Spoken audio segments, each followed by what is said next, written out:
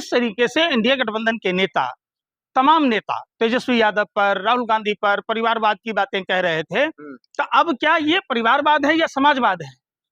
बताओ क्या है ये? आप इसे क्या कहोगे? परिवारवाद कहोगे, समाजवाद कहोगे?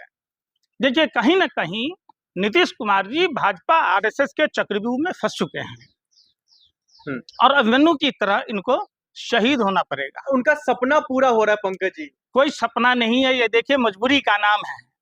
मजबूरी का नाम है कि हमको राज्यसभा जाना है। भला कौन आदमी चाहेगा कि मुख्यमंत्री बन के राज्यसभा में जाए? आप बताओ। तो सपना है ना, सपना कोई सपना नहीं है भाई। सपना अगर होता तो जिस समय पिछले बार विधानसभा चुनाव में बोले कि मेरा ये आखिरी चुनाव है, नीतीश कुमार जी को उसी समय लग चुका था। पूरी तरीके से भाजपा आरएसएस के ग्रिप में है।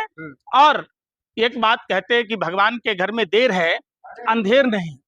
जिस तरीके से आपने बिहार में एक नेता देखा होगा विजय कृष्ण जी के साथ हुआ, ठीक उसी तरीके की कहानी दोहराई गई, पटकथा लिखी गई और नीतीश कुमार जी के साथ वही हुआ जो विजय कृष्ण जैसे लोकप्रिय नेता के साथ हुआ था। लेकिन बिहार में तो कहा जा रहा है अब नए युग का शुरुआत होगा, एक नया मुख्यमंत्री मिलेगा, बिहार को नया विकास मिलेगा। अच्छा, क्या विकास हो जाएगा भाई? भाजपा गठबंधन में नहीं थी क्या? कितने साल से बिहार में है? वो वही बिहार है जहां दरभंगा में रेस्टोरेंट के मालिक की गोली मारकर हत्या कर दी जाती है। दानापुर में शिक्षक के द्वारा शिक्षिका के साथ क्या किया जाता है आपको नहीं पता है? दिन दहाड़े वहां क्राइम कैपिटल पटना को बना दिया गया है। आप वहां नहीं देखे थे? दफादार चौकीदार, हाँ मैं भी चौकीदार, चौकीदारों के साथ क्या हो रहा था? क्या आपको नहीं पता है नीट छात्रा के साथ क्या हुआ? क्या आपको नहीं पता है कि बिहार से कितनी लड़कियां गायब हैं? आप बताओ। इस उलटफेर के पीछे क्या वजह? उलटफेर के पीछे सबसे बड़ी वजह है बिहार में अडानी को स्थापित करना। सब कुछ भूमिका निभाया गया है।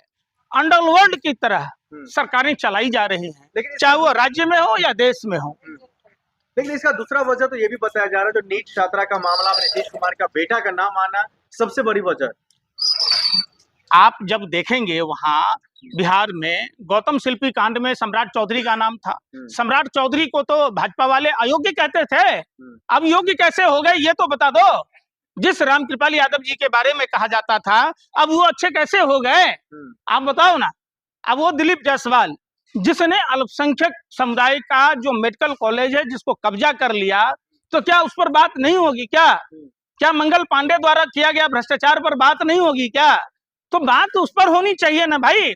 बिहार को स्पेशल स्टेट का दर्जा देते आप, बिहार में 24 नदियों में पानी का बहाव नहीं है, तो उस नदियों को नदियों से जोड़ते तो कम से कम बिहार में एपीएमसी एक्ट के तहत तमाम बाजार समितियां, मंडियां खत्म कर दी गई, तो बिहार का कैसे विकास होगा? आपको दिक्कत किस बात की है? अच्छा है कि बीजेपी अपना सीएम बनाए। देखिए, बीजेपी का सीएम बनना न बनना इससे हमें कोई फर्क नहीं पड़ता है।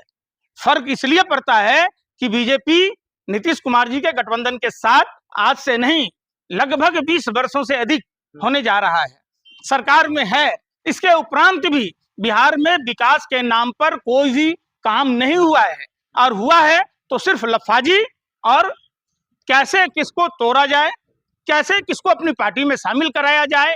बिहार में आज भी खुद मुख्यमंत्री नीतीश कुमार जी के विधानसभा क्षेत्र में 5 ऐसी नदियां हैं जिसमें पानी का बहाव नहीं है।